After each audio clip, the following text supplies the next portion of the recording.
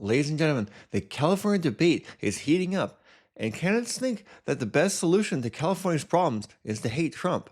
Also, Karen Bass is exposed in the most shocking way by a former TV icon, and can Jimmy Kimmel really be canceled or worse after the joke he told about Donald Trump just days before his assassination attempt at the White House Correspondents' Dinner? Let's find out. Early voting starts tomorrow in California with the candidates for governor making their final pitches to voters at Tuesday's debate. Democrats spent most of last week's debate attacking Trump. If you look at the price of gasoline in the state of California, it is up because of a war started by Donald Trump. We have the highest gas prices in the United States. With Trump's war, it's going up. We will fight back on Donald Trump's reckless immigration policy. With regard to Donald Trump's cuts, 25% of our hospitals in California are projected to close because of those cuts. Trump's tax cuts are cruel. The first thing we have to do is stop Steve Hilton's daddy. We need someone who's going to fight Donald Trump. Of course, California has felt the effect of high gas prices because of the war in Iran, but so has every other state in this country. Also, California's problems with high gas prices began long before the Iran conflict started. They have a history of overregulating the industry and pushing towards green initiatives that are frankly driving these gas prices up. And gas prices, they remain a major concern for Californians tonight, and pressure at the pump could only get worse as the state pushes forward with aggressive clean energy goals. Experts warn the transition away from fossil fuels won't be simple and likely won't be cheap. Lawmakers are now grappling with how to move away from oil without hitting consumers even harder. Now, concerns are growing after back-to-back refinery closures. We know that Phillips 66 in Los Angeles and then Valero in Benicia, facilities that experts say produced about 20% of California's gasoline supply. That leaves just 7 major refineries operating in the entire state. You cannot collapse one energy system before the next one is built. You cannot punish working families into a transition. And that is Republican State Senator Suzette Martinez Valadares, who is the vice chair of the Senate Environmental Quality Committee. The vice chair of the California Energy Commission testified at a committee hearing last week and discussed the impacts of refinery closures. He noted the transition to clean energy will not be smooth and that the state is relying more on foreign imports of crude oil and gasoline as refineries continue to shut down. So California only really produces 25 to 30% of its own gas and oil, relying heavily on other countries, especially ones in the Middle East. But this has been the case since the 1980s. Well, I think I made my point here. The gas price problem isn't really all about Trump. It's about the regulations and internal policies of the Democrats that run the state. And just one more thing that Katie Porter said about Trump causing all these hospitals to close because he's cutting Medicaid. Well, Medicaid is being cut to eliminate the fraud, waste, and abuse, not to cut funds to hospitals who need it. When you look at things, the government pays California for the Medi-Cal, and California uses Medi-Cal to pretty much give it to just about anybody, especially illegal immigrants that come in. These funds should be used to help the American citizens first. That's what it's there for, not just temporary visitors or those who haven't taken the initiative to become permanent citizens or residents. So another thing is that there needs to be control for California in how they spend their money so it's not wasted on this fraud and abuse. And speaking of control, just wait until you see how Katie Porter motivates the people of California to vote for her with a special message. It'll no doubt get her elected, I'm sure. And Katie Porter embarrassed herself again by sending a profanity-laced fundraising email about Trump just one day after the latest assassination attempt. Well, Katie Porter then asked why she said F Trump, and the reason she gave for saying that is a lot more bizarre than the message itself. When Donald Trump hurts California, as he has again and again, then I will absolutely stand up to him. 100%. He has denied wildfire funding to help disaster victims here in California. He has made it clear that he is seeking to specifically punish California in canceling green energy projects here that create good, high-paying jobs while he's allowing them to continue in other states. We absolutely have to be clear about the risk that Donald Trump presents to Californians and to our economy and to our ability to change California for the better. So if he's going to attack California, yeah, F him. Well, California, I would say, needs to show that's worthy of funding by providing successful results for their programs. I mean, look at the homeless issue. Look at the Palisades fire and how that was managed. Also, look at the light rail project. How's that going, by the way? What Katie Porter needs to focus on instead is, well, why is there a Republican candidate in the lead for the governor position? Steve Hilton is laying out his agenda as the latest poll shows him ahead in the race. Joining us now is California gubernatorial candidate Steve Hilton. Steve, welcome to the show. Thank you for joining us. Listen, I know it's exciting. You've got a debate coming up. We got early voting starting. I think most people on this channel know your pitch. My question to you is, what is your strategy in this debate coming up? Are you trying to spur the infighting among Democrats, set yourself aside? What's the strategy in that debate? Well, we just got to show that we don't have to put up with this, Joey. We've got the highest cost for everything in California, the highest housing cost, gas, rent, everything is a nightmare.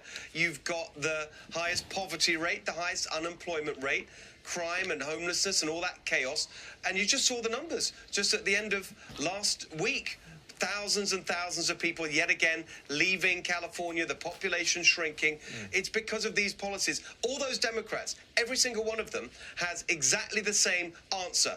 It's all Trump's fault. They don't offer anything new, and that's why I think we're going to get a change this year, because I've got a plan for $3 gas, cut your electric bills in half, your first $100,000 tax-free, no more free healthcare for illegal immigrants, a home you can afford to buy. So, to my Californian friends, especially the red ones, please go out and vote, and let's flip California red and help the state for a change get back to where it once was. So what do you all think? Do you think Steve Hilton has a chance to be governor of California? Do you think Katie Porter and others are right in saying that Trump is to blame for the problems of California? Please let me know what your comments are below. And in keeping on the topic of elections, LA mayoral candidate Spencer Pratt has a message for LA's DEI mayor Karen Bass. This is where Mayor Bass lives. You notice something? They don't have to live in the mess they've created. This is where I live. They let my home burn down. I know what the consequences of failed leadership are. But then Karen Bass fires back with this. Honestly, before this, I had never heard of Spencer Pratt. So well, you aren't missing out on anything, so it's okay, but please go on. Exactly. But the thing I am concerned and feel about him is that I feel like he's exploiting the grief of people in the Palisades, and I think that's right. Reprehensible. That's the main thing, and I think he is about his own celebrity. He's famous now again. Exploiting the griefs of the Palisades victims, but he's one himself. So in my book, that allows him to do all the filming and commentary he wants on how Karen Bass had failed. You realize that since the Palisades fire about 2 years ago now, only 35 of the 10,000 homes destroyed have been rebuilt.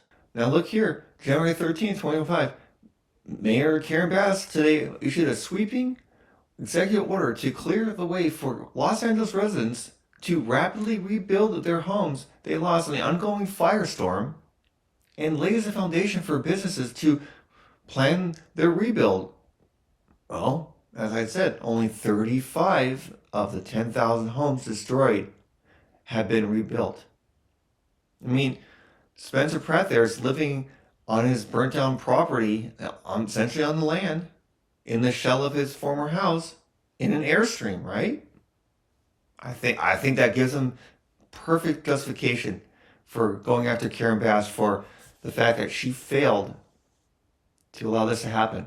Tonight, LA Mayor Karen Bass is blasting the LA Times after it published a bombshell report claiming the mayor tried to cover up the investigation into the Palisades fire.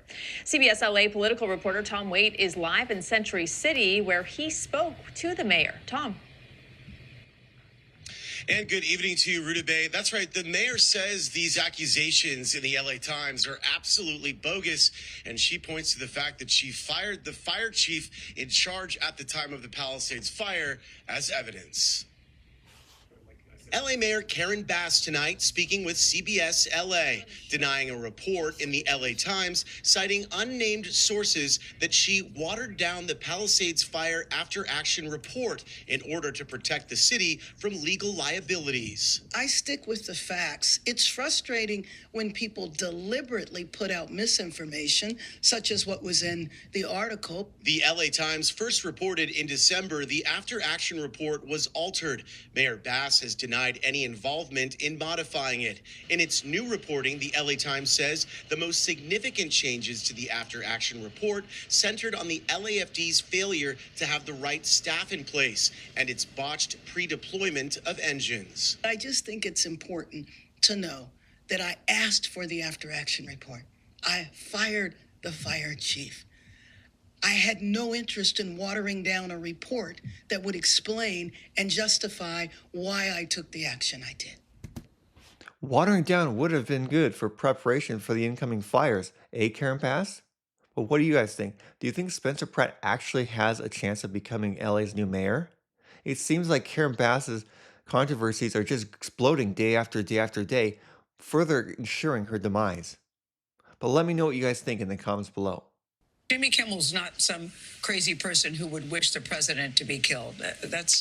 He just would not do that. Would I have said it? No. I wouldn't have said something like that about any president. But guess what?